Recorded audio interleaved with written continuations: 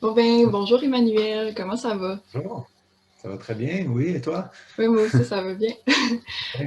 On se retrouve aujourd'hui dans cette première partie d'entrevue pour discuter de votre métier d'écrivain, votre processus créatif qui va nous mener petit à petit à discuter de votre prochain recueil de nouvelles à paraître au mois d'août, si je ne me trompe pas. Bien ça. On s'est promis de chercher ailleurs. J'ai eu la chance de le lire en primeur, puis c'est un recueil que j'ai beaucoup aimé, puis j'ai vraiment hâte que vous puissiez m'en parler. Mais d'abord, j'aimerais qu'on parle un peu plus de votre parcours. Vous êtes écrivain, vous enseignez la littérature au Cégep et vous avez publié 2 romans, Depuis les cendres, sorti en 2011, La même blessure, sorti en 2015, ainsi que 2 recueils de nouvelles, Au passage, sorti en 2008, ainsi que Les faux mouvements, sorti en 2017. Visiblement, les mots ont une place prépondérante dans votre vie et je me demande comment est né votre intérêt pour la littérature.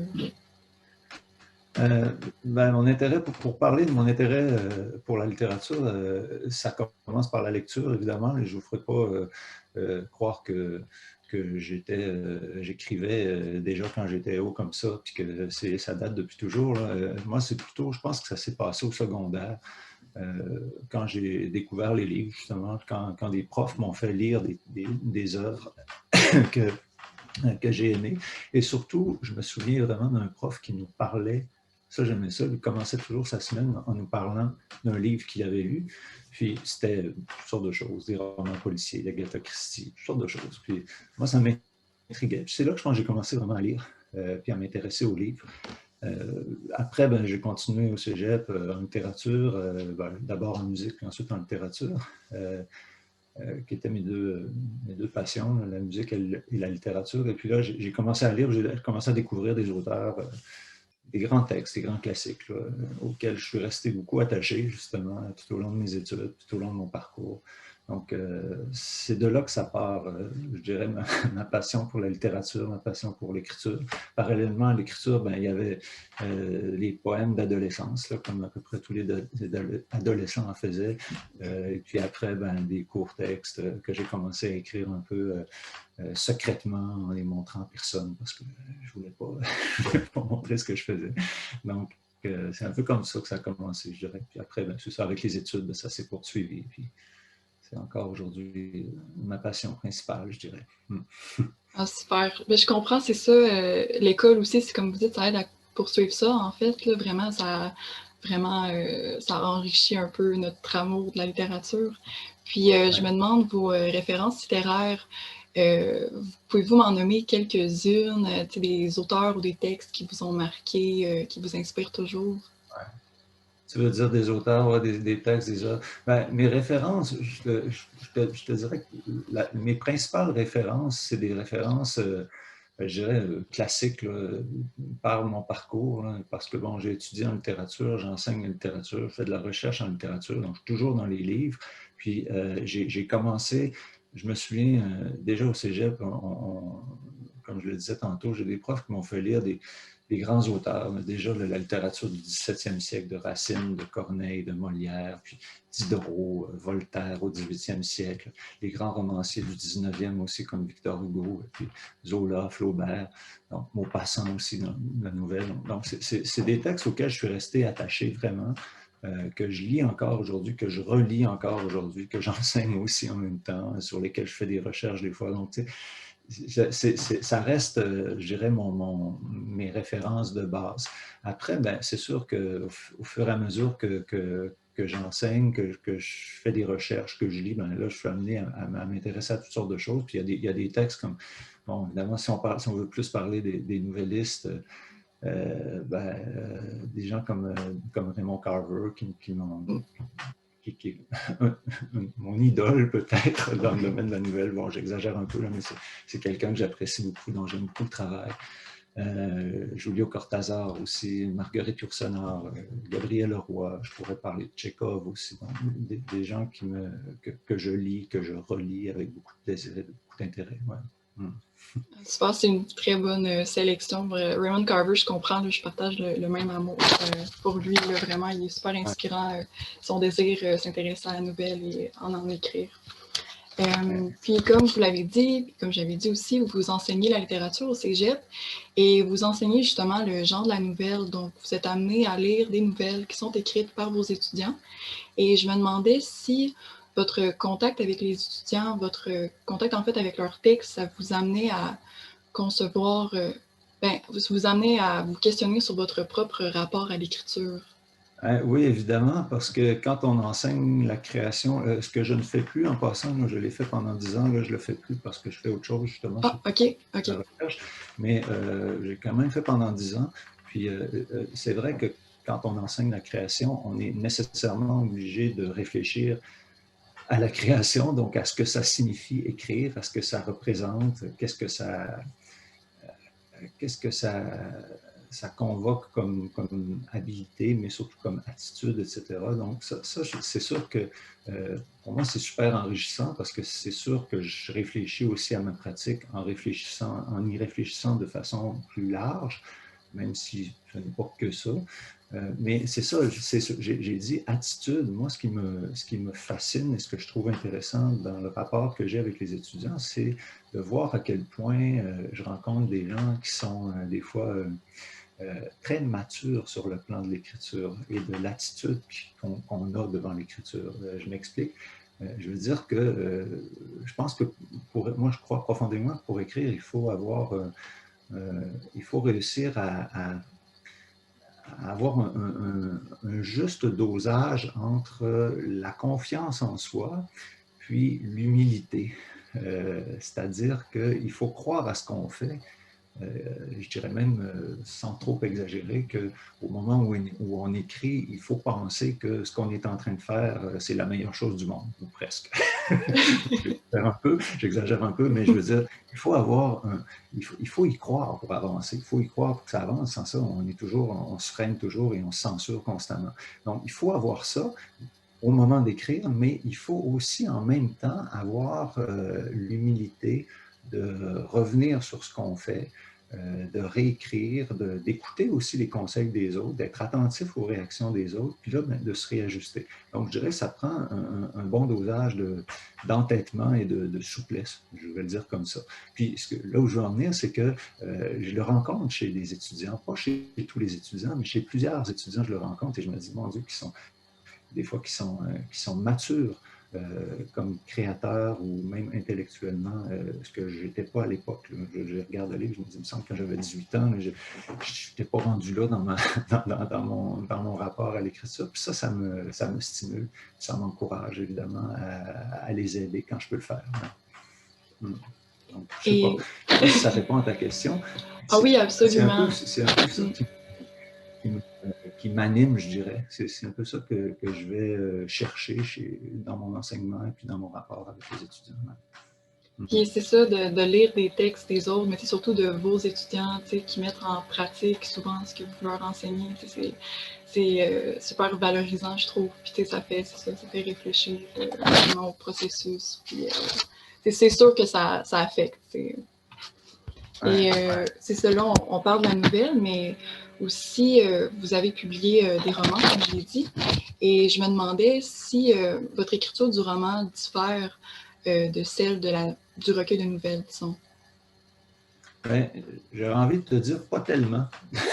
Pas tellement, parce que, en fait, je peux peut-être te raconter un peu comment j'ai écrit mon premier roman, justement, ça a été, je dirais pas que c'était un accident, mais presque, hein, parce qu'au départ, je voulais faire un recueil de nouvelles, justement, parce que ce dans quoi je suis le plus à l'aise, c'est la nouvelle.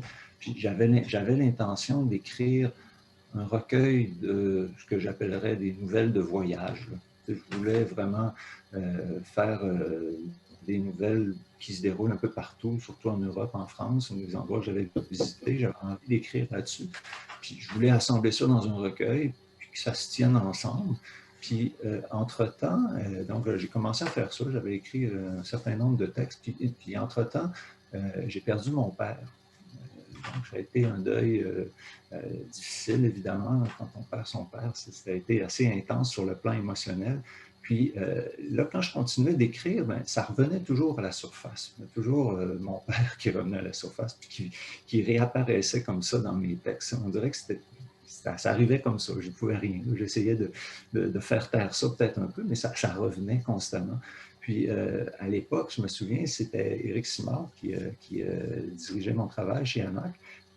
Donc, j'avais fait lire mes textes, puis lui, il avait vu ça. Il avait vu mon père réapparaître un peu partout dans mes textes. Puis tout ce qui entourait, évidemment, le deuil, puis l'histoire un peu émotionnelle autour de ça. Puis il m'a dit carrément, il dit, pourquoi tu y vas pas là-dedans? Pourquoi tu creuses pas ça? Cette histoire-là de deuil, puis tu sais, ce que tu as vécu, ce que tu vis. Puis donc, la dimension peut-être un peu plus intime que je voulais un peu mettre de côté, que je n'avais pas envie, moi, je n'avais pas spontanément tendance là, à mettre sur papier nécessairement tout ce que je vis là, de façon très intime. Puis là, il m'a dit, vas-y, puis il m'a même suggéré, tu devrais même en faire un roman. Tu devrais même essayer de mettre toutes tes petites histoires que tu as écrites là, ensemble, là, puis essayer de faire quelque chose avec ça de plus continu.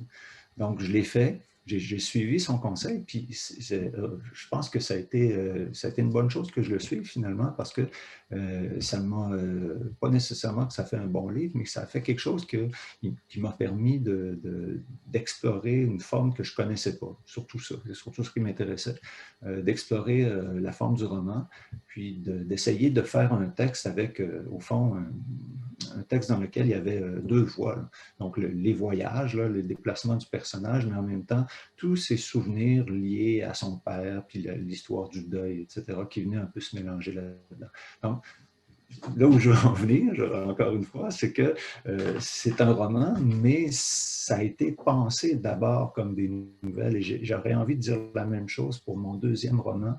C'est un roman que j'ai pensé comme des nouvelles, puis que j'ai écrit comme si c'était des nouvelles. C'est-à-dire que c'est des courts chapitres, puis des fois, on pourrait presque les lire comme des nouvelles. Pas tous les chapitres, là, mais certains pourraient se lire comme des nouvelles ou à peu près.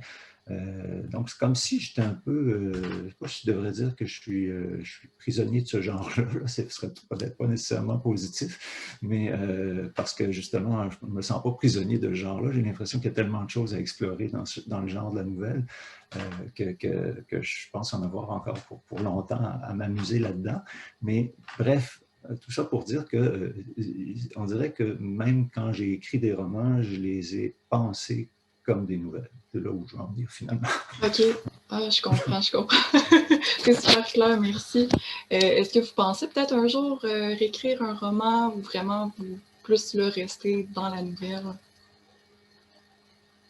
Ben, sûrement, c'est dans mes projets, c'est dans mes idées, c'est sûr.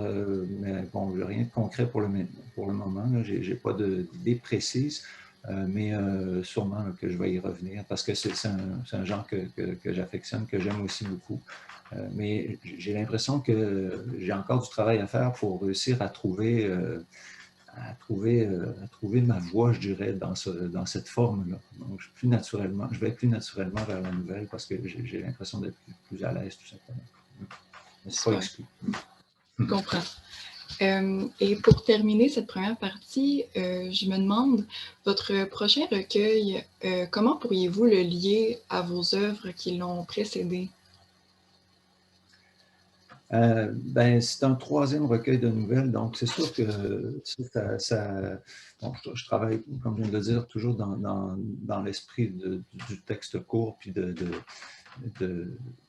la dynamique qu'impose la nouvelle, ça c'est sûr, mais je dirais peut-être d'une autre manière aussi que j'essaie de... J'aime bien travailler à partir de contraintes. Dans le premier recueil, la contrainte que je m'étais imposée, c'était le lieu. Donc, c'était la base ville de Québec, un endroit où j'ai vécu, puis que j'ai toujours beaucoup aimé, que j'aime encore beaucoup, et qui me donnait toutes sortes d'idées quand j'y vivais. Donc, à ce moment-là, en 2008.